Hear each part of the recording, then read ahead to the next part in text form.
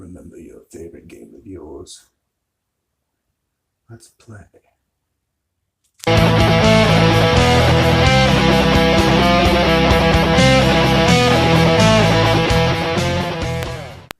What's happening, YouTube?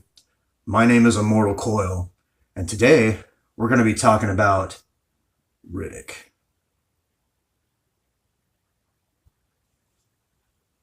Now, aside from Star Wars and X-Men, Riddick is probably one of my top science fiction slash action adventure heroes. And there's some controversy surrounding aspects of Riddick, but fuck you, it's a good movie. It's a good series, actually. So far, it consists of the original Pitch Black. There's an animated series. There's video games. There's two of them. And then there's the Chronicles of Riddick, which is probably one of the most underrated sci-fi films ever. And if you have not seen that, unfuck yourself right now. I'll wait. And then there's Riddick. Okay. Now, it took something like 10 years to get Riddick made because of the reception of the Chronicles of Riddick. And Vin Diesel personally had to fund it. Like, he put his house on Hawk. And he had like a massive crowdfunding campaign to help him get his shit together. He went through independent effects companies and editing houses and all that kind of shit, but he got it made. And it's a damn good movie. Basically, it amounts to a remake of Pitch Black. And they have this Aliens feel spun off of the Chronicles of Riddick, which this is a direct sequel to. Riddick is stuck on an asshole backwater planet in the armpit of the universe where he is fighting these mud demons. And the main antagonist, it would seem, is the father of the asshole that he killed in Pitch Black. The thing is, this is Daddy John's. He has no idea about the circumstances of the son's death. So he is chasing Riddick's ass across the universe, trying to figure that shit out. Makes for some good drama.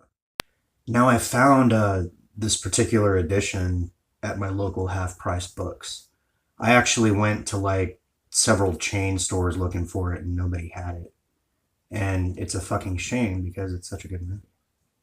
Found it for like $9.99. So if you have $9.99, or I think it's available on YouTube. You can download it.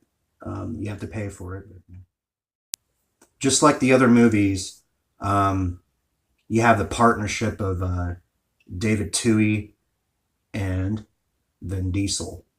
And they're very passionate about this particular property.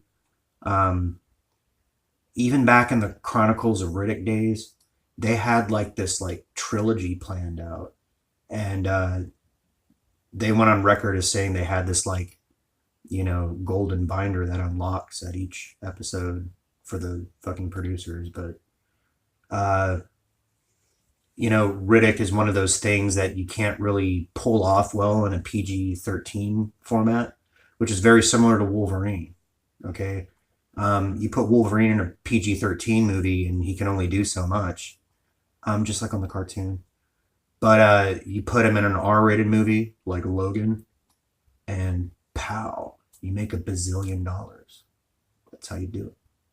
And that's what these characters, these dark characters, these anti-heroes are best at. Because we don't want to see them like picking flowers and going, we want to see them like slashing throats, and like there is some graphic shit in this movie.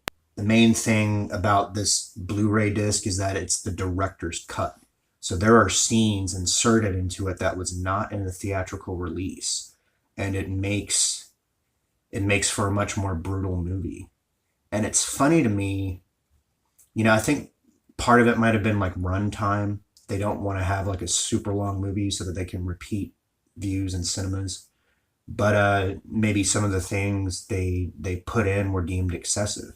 But a lot of the stuff they took out, they actually turned into like online webisodes and things like that. So they used a lot of it, but having it inserted back in to the main body of the story really um, puts Riddick's situation into context. Um,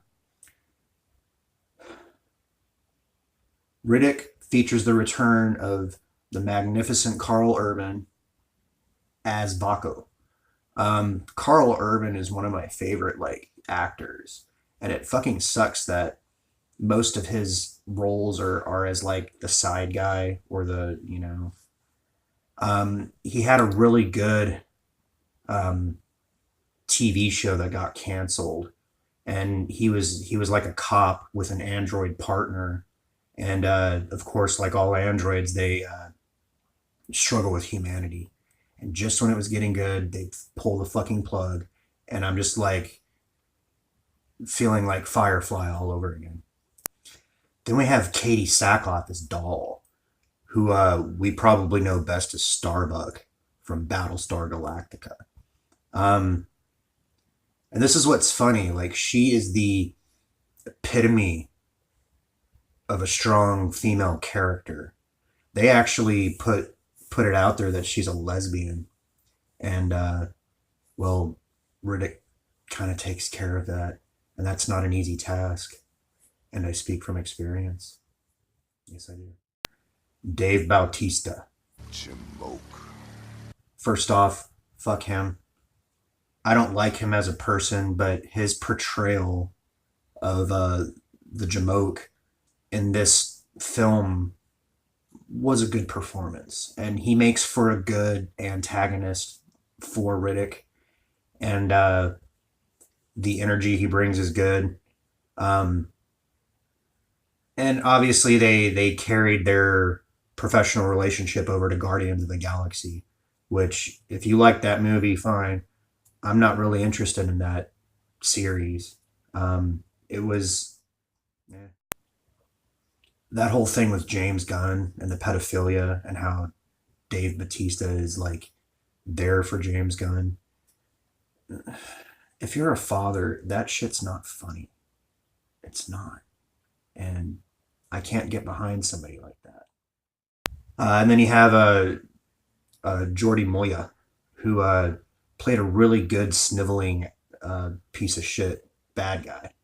Um, he has that. He has such a good ability to act that role out that when he gets X'd, it's really satisfying.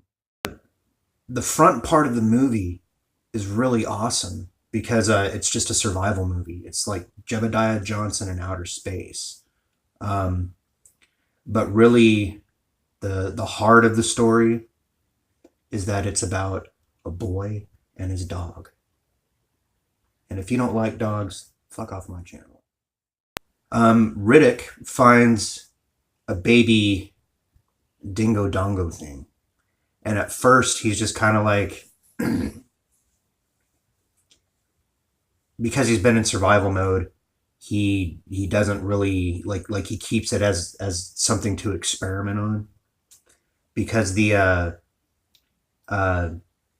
the mud demons have venom, and he's trying to make himself immune to the venom so that he can get past the fucking mountain and go to the space station and get the fuck off the planet. So what he does is he takes small samples of the demon's venom, and he builds up his immune system to it, right? And the first thing he does is he takes the little puppy and he puts a little bit of it in him, and the puppy passes out. But then, like, a day or so later, it wakes up and it's like, being a puppy. So he goes, huh. And he starts injecting himself with that shit.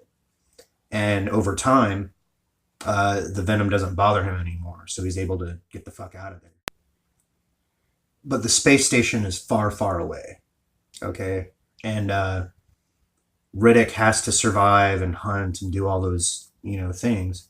The dog grows up and becomes like his best friend. Um, Now there's a thing called pack order, and um, Riddick understands this. It's an animal thing. And the dog loves him genuinely, but they also have that kind of like buddy ribbing each other uh, relationship, which is good to see. Because when you walk around and you see these people at Walmart with these little like squirrel looking dogs in sweaters and they're carrying them in purses, it's not dignifying for an animal. And it's like you see that and you're like, that's not a dog. That's a dog snack. You feed that to real dogs. Now, the real question is, did they make the right choices with the director's cut versus the theatrical release? And there's a lot of factors in that. You can write a story and put it all together, but a lot of times the story really gets told in editing. And what I think is that, you know, they wrote this big, awesome script and they shot everything and they put it together. But then when they watched it back, they were just kind of like, well, okay, we can take the meat off the bone here and we can really like show this part without having to show this part. And, they always want to sneak in like, deleted scenes and sweeten the brew that way. My preference, though, the fucking director's cut. Hell yeah. They really did it right. Um, Me as a Riddick fan, I don't think that there was any wasted time in the director's cut, but I could see why they went with the direction they did in the theatrical release. It's just a function of business, which, like I said, Vin Diesel put his fucking house on Hawk to bring this out. So he wants to make sure that he got a return in his investment, which he did. I can't wait to see the next installment in the Riddick series.